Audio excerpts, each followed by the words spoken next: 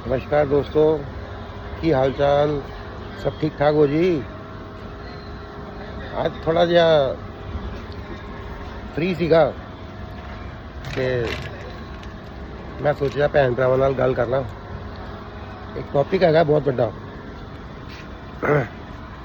हमारे देश की सबसे पुरानी राजनीतिक पार्टी भारत की राजनीति में, भारत के इतिहास में एक ऐसी पार्टी है जिसकी स्थापना आज़ादी से पूर्व हो गई थी।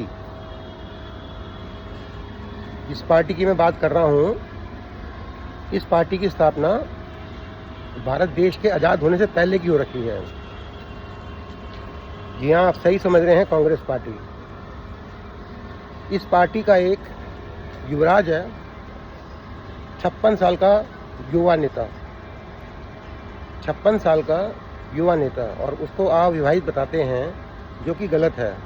विदेश में उसने विवाह किया हुआ है, 2 उसके बच्चे हैं, इसके कई सबूत हैं। ब्रिटेन का वो नागरिक है, इंडियन नागरिक है। जो उसका मन किया उसने अपनी ज़िंदगी में किया, क्योंकि राजा महाराजा के परिवार से है ना वो।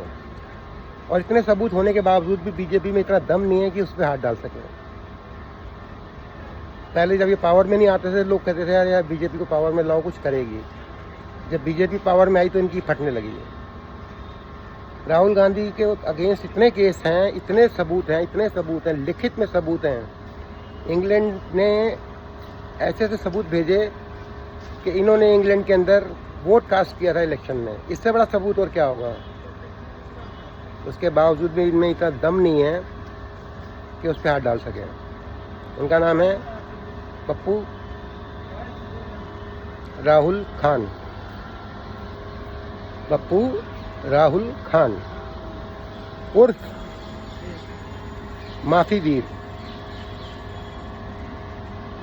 राहुल खान उर्फ माफी वीर।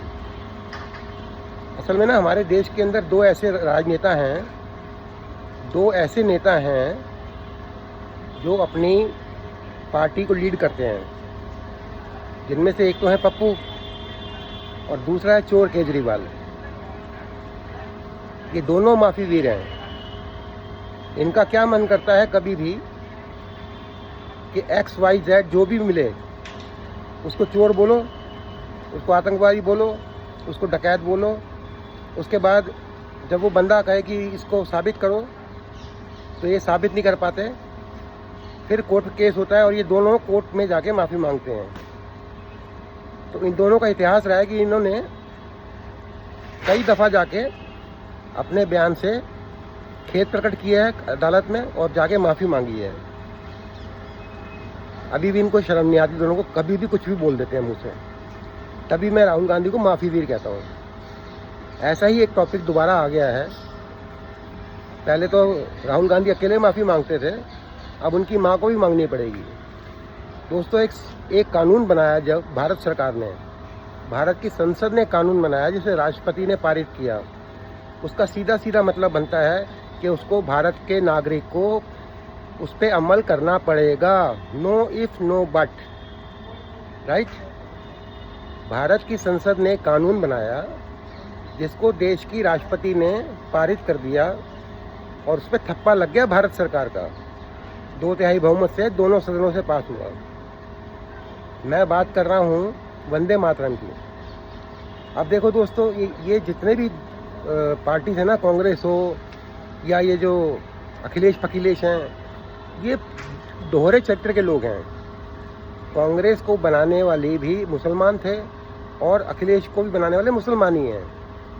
अब क्या होता है जी, मुसलमानों को 2 लाइनों से एतराज़ नहीं है, लेकिन लास्ट की 2 लाइनों से एतराज़ है।